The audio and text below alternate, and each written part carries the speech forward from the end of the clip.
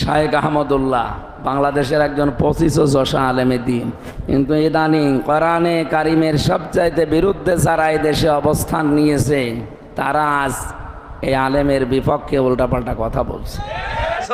ইমান জলাঞ্জলি দিয়া কাজে আসবে না। 48 ঘন্টার ভিতরে মাপ চাও, আনালে আন্দোলনের দুর্গ গড়ে তোলা হবে। এখনো সময় আছে, ক্ষমা চেয়ে নাও। কত ইমান ধ্বংস করে মানবতার নামে, দান করার নামে। ওই সুনামগঞ্জের বন্যায় গেলে মুসলমান হওয়া যায় না, ইমান ঠিক করতে হয়। আমরা সুনামগঞ্জে গিয়েছি, আমরা চকরিয়া গিয়েছি, বস্তানিয়া বন্যার সময় চকরিয়া গিয়েছি, চন্দনাইশ গিয়েছি, সাতকানিয়া গিয়েছি, ওই সুনামগঞ্জ গিয়েছি, ঘরে ঘরে কোমর পানি নিয়ে বস্তা মাথাত নিয়ে দিয়ে এসেছি। আমরা মানবতার কাজও করি, ইমানও ঠিক রাখি। তোমাদের ইমান ঠিক নাই, জাতিকে ধোঁকা দেওয়ার সময় নাই। কথা বলেন ঠিক না বেডে? আহমদুল্লাহকে, আরে আহমদুল্লাহর গনার টাইম আমরা আছে। এই জন্য যে আহমদুল্লাহ এই কথা বলেছেন তাকে বলবো, আমি 48 ঘন্টা সময় দিলাম। শায়েখ আহমদুল্লাহর কথার পেছনে যেভাবে দলিল আছে, আপনার 14 গোষ্ঠী মিলে ওই দলিল দিতে পারবে না। সর্বজন শ্রদ্ধাভাজন ব্যক্তিত্ব, সারা বাংলাদেশের দল মত নির্বিশেষে, এমনকি অন্য ধর্মের লোকেরাও তাকে পছন্দ করে। যে দরবারে আজ কোরআন নেই, ওই দরবার থেকেই মানুষকে গোমরা করার কথা আসতেছে। আপনি জানেন যে এটা সত্য কথা, কিন্তু আপনার দলের লোক না, আপনার বাবার মুরিদ না, এই জন্য আপনি মানতে চান না। জানেন তাহিরি ভাই যা করছে এগুলো ঠিক না, তারপরও আপনি অন্ধভাবে ওগুলো মেনে নিচ্ছেন। আপনার বিবেকের ওপরে কি কুকুরে পোশাক করেছে? কোন ইসলামে আছে ওই রকম নাচানাচি করা লাগবে? তাহিরি হুজুর অনেক গালাগালি দিছে, এমনকি 48 ঘন্টার আলটিমেটাম দিছে। তিনি বলেছেন মামলাও করবেন। আহমদুল্লাহকে, আরে আহমদুল্লাহর গনার টাইম আমরা আছে। এই জন্য যে আহমদুল্লাহ এই কথা বলেছেন তাকে বলবো, আমি 48 ঘন্টা সময় দিলাম। শায়েখ আহমদুল্লাহ সাহেবের মূল ভিডিওটা কি ছিল আপনারা দেখবেন। নবী সাল্লাল্লাহু আলাইহি সাল্লাম কোন ধর্ম পালন করতেন? গুরুত্বপূর্ণ প্রশ্ন। নবুয়তের পূর্বে আমাদের প্রিয় নবী সাল্লাল্লাহু আলাইহি সাল্লামের ধর্ম কি ছিল? যদি বলেন যে কোনো ধর্ম অনুসরণ করতেন না, তাহলে নাউজুবিল্লাহ উনি কি ধর্মহীন ছিলেন নাকি? উনি নবী হয়েছেন কত বয়সে? 40 বছর বয়সে। তাহলে 40 বছর বয়স মানে তো জীবনের মূল টাইমটা প্রায়। তো 40 বছর পর্যন্ত উনি নিজে তো নবীই ছিলেন না, উনি নবী হয়েছেন তারপরে। তাহলে 40 বছর পর্যন্ত নবী হওয়ার আগে তার ধর্ম কি ছিল? এর উত্তর হলো যে আম্মা জান আয়েশা রাদিয়াল্লাহু তাআলা আনহা বর্ণিত হাদিস, যেটি বুখারীতে আসছে, মুসলিমে আসছে, তিনি বলেছেন যে কান নবী সাল্লাল্লাহু আলাইহি সাল্লাম ইয়াখলু বিগার হিরা ইয়াতাহান্নাফ ফি। নবী সাল্লাল্লাহু আলাইহি সাল্লাম নবী হওয়ার আগে হেরা গুহায় গিয়ে ইবাদত বন্দেগী করতেন। ইয়াতাহান্নাফ এর তরজমা ইবনে হাজার আসকালানি মানুষ অনেকে বলেছেন ইয়াতাহান্নাফ, অর্থাৎ ইব্রাহিম আলাইহিস সালামের যে দ্বীন হানিফ ছিল, ওই দ্বীন হানিফের উপরে তিনি অটল থাকতেন, অবিচল থাকতেন। সমাজের বিভিন্ন অপরাধ, এগুলোর যে আপনার কি বলে এটাকে, এগুলোর যে ছোঁয়া, এগুলোর যে আঁচ, এগুলো নবীজি সাল্লাল্লাহু আলাইহি সাল্লামের গায়ে তিনি লাগাতে দিতেন না, বরং তিনি হেরা গুহায় গিয়ে আল্লাহর ইবাদত বন্দেগী করতেন।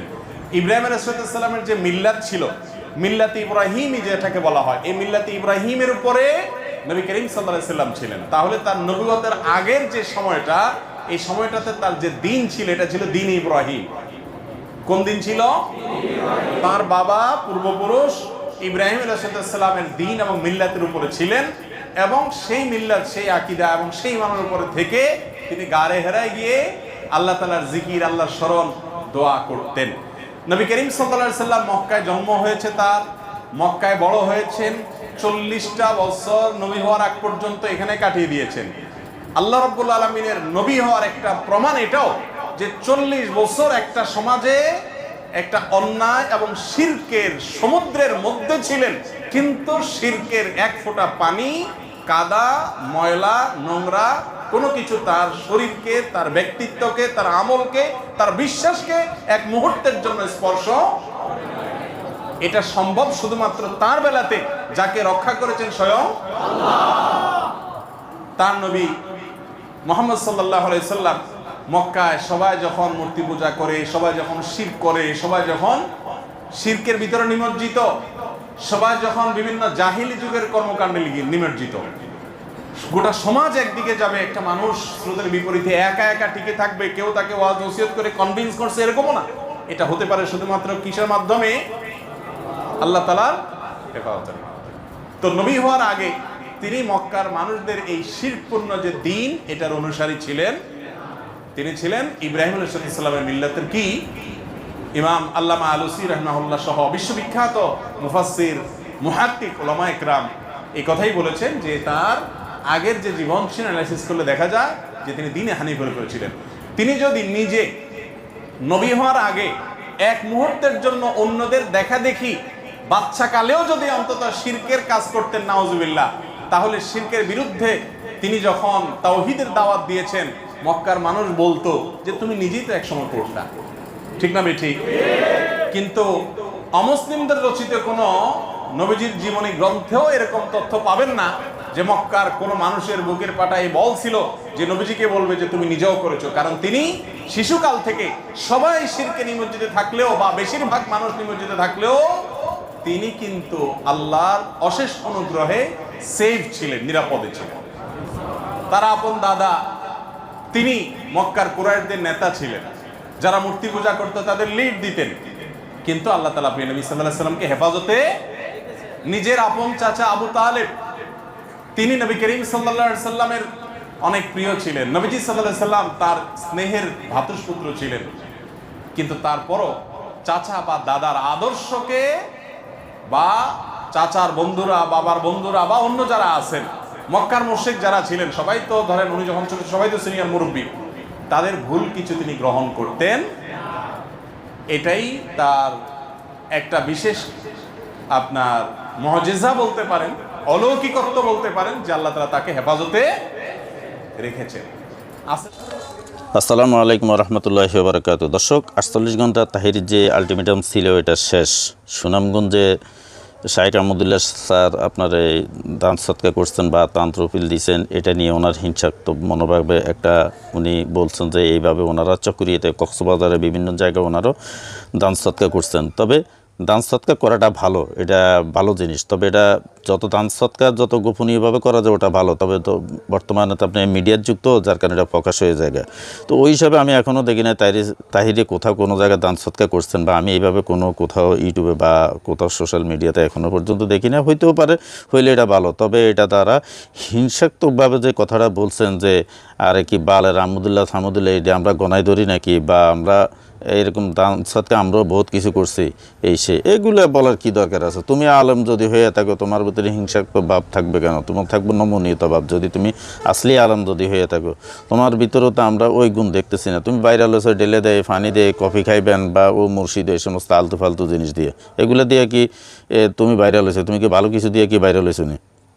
শাইখ আহমদুল্লাহর প্রশ্নটা ছিল মূলত নবী করিম সাল্লাল্লাহু আলাইহি সাল্লাম ধর্ম কী ছিল, যে যিনি প্রশ্নটা করছেন ওনারে, যে ওনার ধর্ম কী ছিল বা উনি কোন ধর্মের অনুসারী ছিলেন।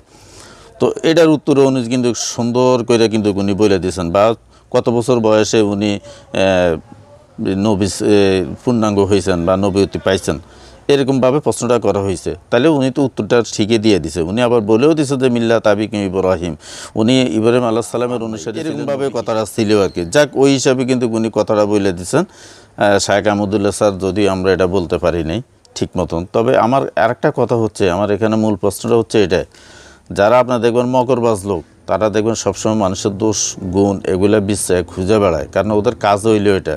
একটা দোয়া আছে, আল্লাহুম্মা আউযু বিকা মিন খলিলিল মাকির। যারা মকরবাজ লোক তারা সবসময় দেখবেন মানুষের দোষ খুঁজে খুঁজে বেড়ায়, কারণ নবী করিম সাল্লাল্লাহু আলাইহি ওয়াসাল্লাম নিজে ওই মকরবাজ লোক থেকে ফানা চাইতেন, আল্লাহ তুমি আমাকে মকরবাজ লোক থেকে হেফাজত করো। কারণ হচ্ছে তারা কি করে, হাসানাতকে দাফন করিয়ে ফেলে, সাইয়াতকে প্রকাশ করে। তার মানে হচ্ছে তারা সত্যটাকে গোপন করে এবং মিথ্যাটাকে তারা কিন্তু উপলব্ধি প্রকাশ করিয়ে দেয়। ওই হিসাবে কিন্তু কথাটা আমার ছিল। আরেকটা কথা হচ্ছে, মাস্টার্স বা অনার্সের ক্ষেত্রে আমরা যখন পড়ালেখা করছি তখন, বা আপনার আলেম ফাজল দাখিল যেটাই বলেন, ওখানে কিন্তু একটা ইউনিট আছে।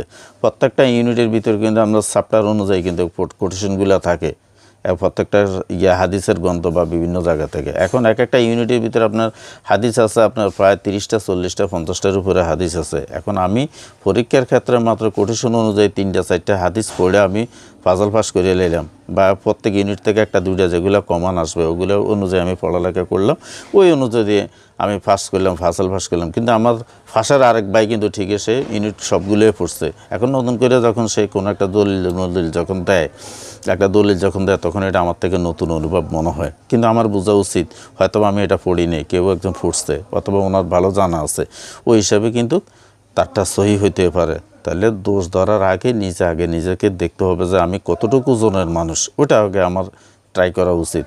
আর 2 নম্বর কথা হচ্ছে, ভাবি, গ্রামের ভাষায় একটা কথা আছে, এক ভাবি আরেক ভাবিকে বলতেছে, মা ভাবি কেমন আছেন? তো সাথে যে বাচ্চাটা ছিল ও বলতেছে ভাবি কেমন আছেন? তো গ্রামের ভাষায় বলা আছে যে ভাবি বলে পারবো দেখে, আর বাচ্চাটা বলে সুন্দর দেখে।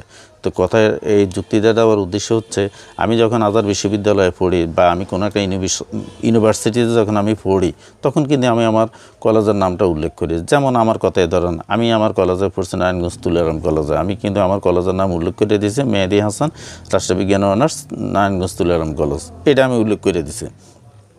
এখন কলেজের নামটা ওইভাবে উল্লেখ করে। আপনি যদি আজাদ বিশ্ববিদ্যালয়ে পড়েন তাহলে আপনার নামটা ওইভাবে আপনি একটা টাইটেল দিয়ে দেন, বা কেউ মিশর পড়লে মিশরের নাম অনুযায়ী টাইটেল দিয়ে দেয়। এখন কেউ একজন যখন সিদ্দিকী হয়ে আবির্ভাব হয়, তখন ওদের ভালো লাগে ওনাদের কেউ একজন সিদ্দিকী হয়। যখন কেউ একজন মনে করেন আজাদ বিশ্ববিদ্যালয় থেকে পড়ালেখা করে এসে নাম টাইটেল দিয়ে দেয় আজাদ, তখন ওনাদের কেউ একজন আজাদ হয়। এর আগে কিন্তু ওনাদের এই ধরনের কোনো উৎপাদন বা কেউ একটা আবির্ভাব হয় না নতুন করে, কেউ একজন হইলে তখন হয়। তো আমি আসলে এতটুকু কথা বলার উদ্দেশ্য হচ্ছে, যুক্তি উনি কিন্তু ঠিকই দিয়ে দিচ্ছেন, এর উপরে আর কঠিন যুক্তি আর কোনো কিছু হইতে পারে না। যে সুন্দর যুক্তিটা দিয়ে দিচ্ছেন, আপনারা সবাই দেখবেন ভিডিওটা।